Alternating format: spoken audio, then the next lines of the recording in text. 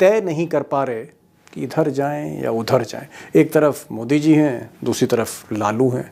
अब फाइनली किधर जाना है ये तय नहीं कर पा रहे हैं नीतीश कुमार।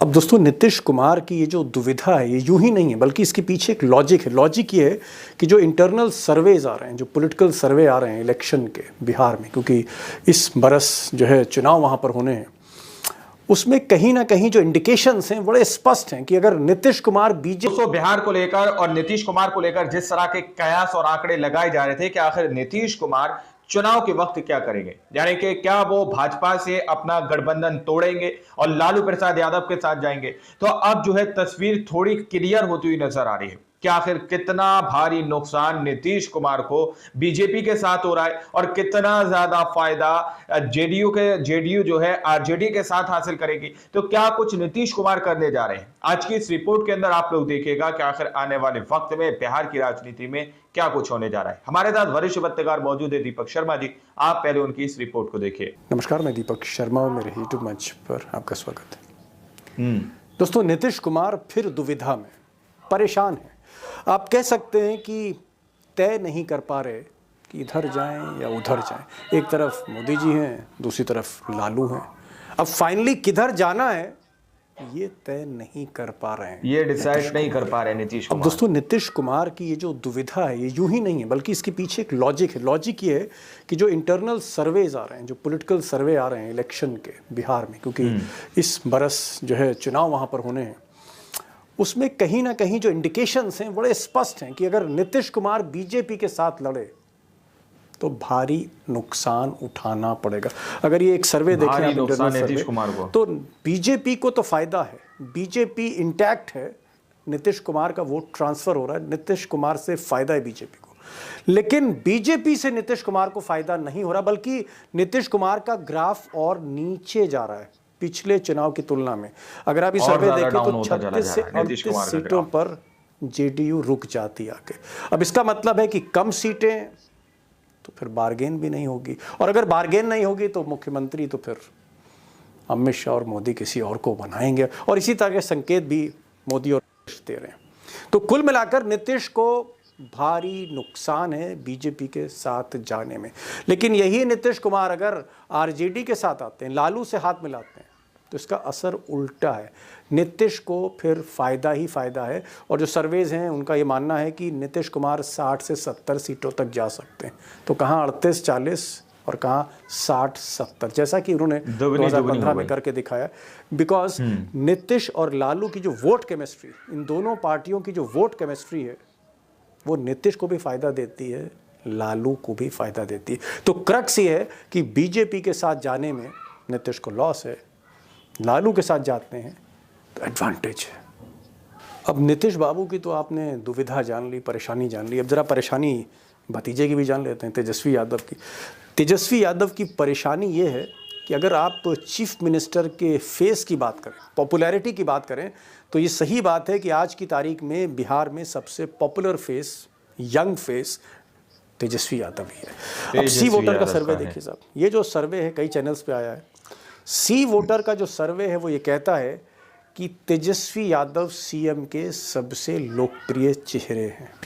तकरीबन 41% उनके पक्ष में आप कह सकते हैं ओपिनियन है लोगों की। नीतीश कुमार 18% पे हैं, बाकी नेता का जिक्र करना बेकार है क्योंकि वो 18 से भी कम है। अब यहाँ पर जो तेजस्वी की दुविधा है वो ये है कि वो भले ही चीफ मिनिस्टर के पॉपुलर फेस है, लेकिन सरकार बनाने की बात उनके बूते की नहीं है। सरकार तभी बनती है जब चाचा साथ में आए।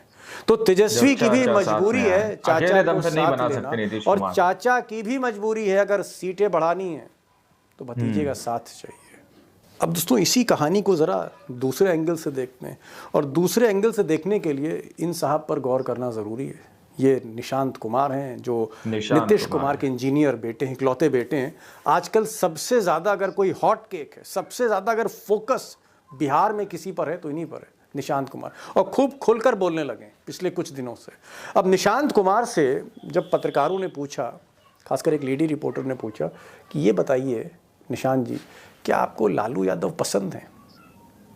सवाल का जवाब सुनकर आप चौंक जाएंगे, क्योंकि निशांत ने कहा नहीं नहीं, वो तो मेरे अंकल हैं, he is my uncle, Lalu हमारे अंकल हैं और हमारे पापा के बहुत अच्छे दोस्त हैं। हाँ, और लालू जी? ठीक है, हमारे अंकल हैं, पिताजी के हाँ हाँ स्टूडेंट फाइटर से ही, जब से वो लोग जेपी हैं तब से दोनों साथी रहे हैं।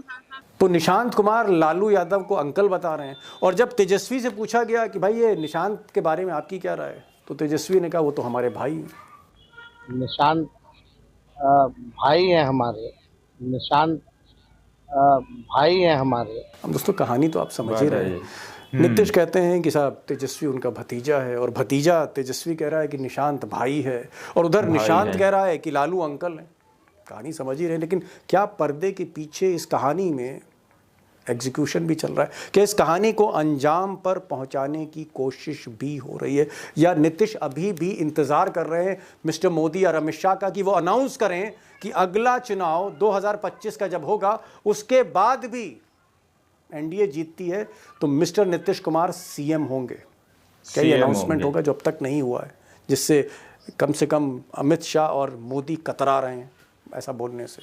बहरहाल डिसाइड जो है वो नीतीश कुमार को ही करना है, लेकिन जो शुरुआती संकेत मिल रहे हैं, जिस तरह के सर्वेज आ रहे हैं, उसमें एक बात बिल्कुल क्लियर है कि नीतीश को पिछली बार की तरह इस बार भी नुकसान ही होगा अगर वो बीजेपी के साथ गठबंधन में चुनाव लड़ते हैं, अगर वो एनडीए के साथ चुनाव लड़ते हैं, एनडीए की सरपरस्ती में। सवाल इस बात का है कि अगर नीतीश को नुकसान हो रहा है बीजेपी के साथ, तो फिर नीतीश के पास ऑप्शन क्या है, और क्या ये ऑप्शन का वो प्रयोग करने जा रहे हैं?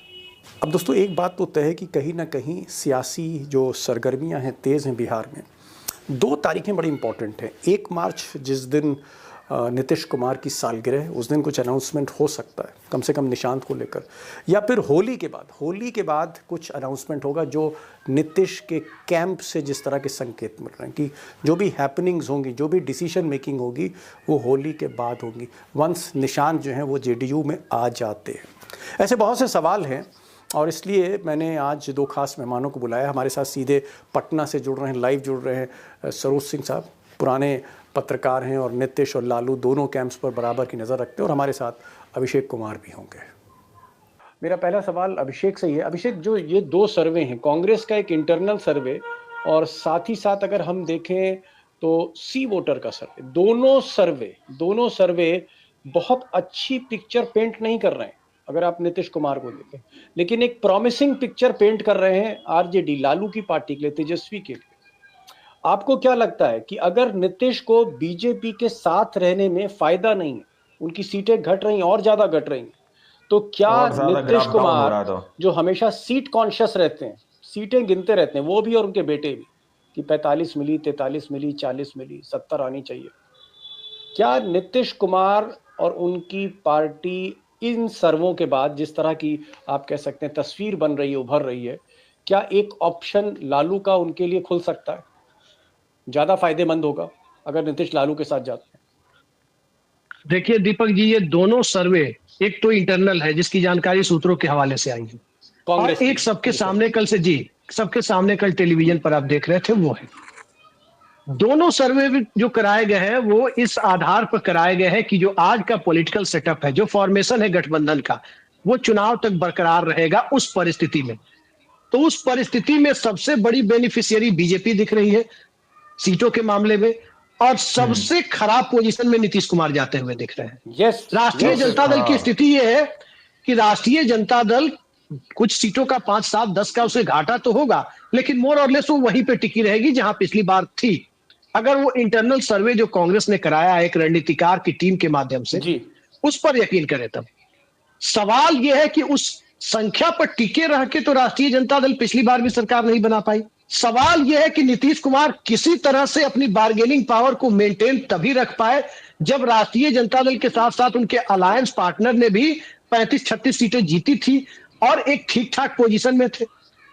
अब सवाल यह है कि जब नीतीश कुमार की पार्टी बहुत अच्छा परफॉर्म एनडीए में रहकर नहीं कर पा रही है, तो उसके सामने रास्ता क्या बचता है? जो रास्ता बचता है उस पर न तो अशोक चौधरी बोल रहे हैं, न संजय झा बोल रहे हैं, न ललन सिंह बोल रहे हैं, न ही विजय चौधरी बोल रहे हैं। मतलब नीतीश कुमार के जो टॉप 4 सलाहकार हैं वो नहीं बोल रहे हैं, लेकिन निशांत कुमार इशारों में बहुत कुछ बोल रहे हैं।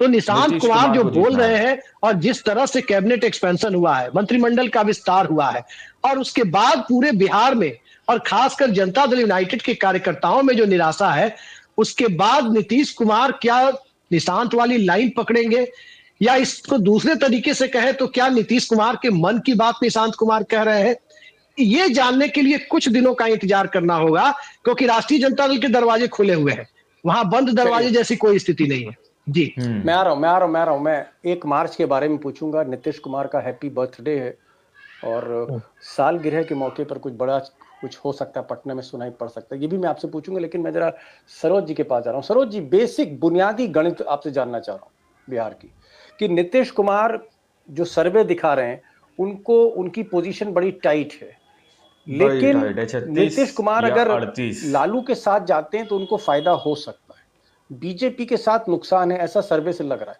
क्या आपको लग रहा है कि नीतीश कुमार भी ये चीज सोच रहे हैं कि भैया अगर हम बीजेपी के साथ जाते हैं तो नुकसान है, अगर हम लालू के साथ जाते हैं तो एक वोट की केमिस्ट्री बनती? आपको क्या लगता है कि नीतीश के लिए एक बेहतर रास्ता क्या होगा? और नीतीश के लोग, जिसमें नीतीश और उनका बेटा निशांत हैं और उनकी जो किचन कैबिनेट है, मैं संजय झा की बात नहीं कर रहा, मैं ललन सिंह की बात नहीं कर रहा हूं, जो लोग इस वक्त अमित शाह की गोद में बैठे हैं, नीतीश की लॉबी, जो उनके वेल विशर्स हैं, उनके जो असली शुभ चिंतक हैं, वो किसमें अपनी भलाई चाह रहे हैं, किसमें उनको फायदा ज्यादा हो सकता है, लालू के साथ, किस पार्टी के साथ, या मोदी के साथ? देखिए दीपक भाई, नीतीश कुमार के मन में एक ही बात चल रही है कि उनको, ये उनका आखिरी चुनाव है और जनता दल यूनाइटेड को उनको नंबर 1 की पार्टी बनानी है। लेकिन जो सर्वे हैं, इंटरनल सर्वे हैं, वो कहीं ना कहीं ये बता रहे हैं कि जो सेंसेक्स है और नीचे जा रहा है। मतलब 43 वाला फिगर भी, जी नीतीश कुमार का 43 वाला फिगर भी नहीं आ पा रहा है। तो इसका मतलब साफ है कि एक ऐसा दबाव नीतीश कुमार के ऊपर जो उनको भाजपा का साथ छोड़ने के लिए और आरजेडी के साथ जाने के लिए मजबूर कर देगा। तो आप लोगों ने इस वीडियो को शुरू से आखिर तक देखा।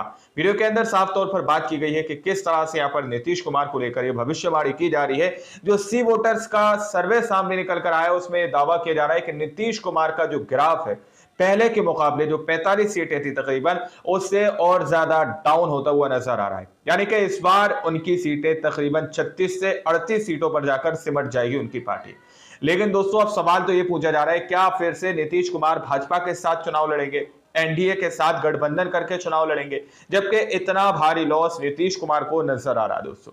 और जिस तरह से बयानबाजी हो रही है दोस्तों, एक तरफ से नीतीश कुमार के बेटे निशांत कुमार बयान दे रहे हैं कि वो लालू प्रसाद यादव हमारे अंकल है, तेजस्वी यादव कह रहे हैं निशांत कुमार हमारे भाई हैं। तो ये भी अपने आप में बहुत बड़ा मैसेज भाजपा के लिए है। और कहीं ना कहीं ये दावा किया जा रहा है कि नीतीश कुमार अभी भी इंतजार कर रहे हैं कि शायद एनडीए की तरफ से अगले चुनाव में फिर से नीतीश कुमार को सीएम के फेस पर लॉन्च किया जाए।